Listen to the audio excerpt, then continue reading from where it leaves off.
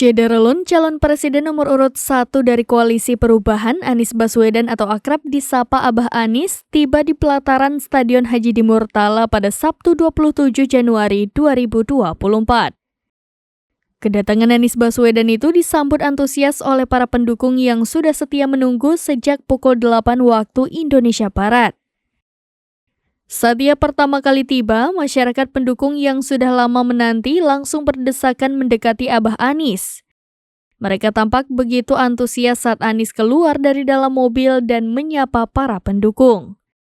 Tidak sedikit dari mereka yang begitu semangat untuk mengabadikan momen tersebut. Bahkan mereka rela berdesak-desakan agar dapat mengambil foto maupun video kedatangan Anies Baswedan. Anies sendiri akan melaksanakan kampanye terbuka di kawasan tersebut hingga pukul 12 waktu Indonesia Barat. Bismillah. 1, 2, 3. Download Tribun X sekarang. Menghadirkan lokal menjadi Indonesia.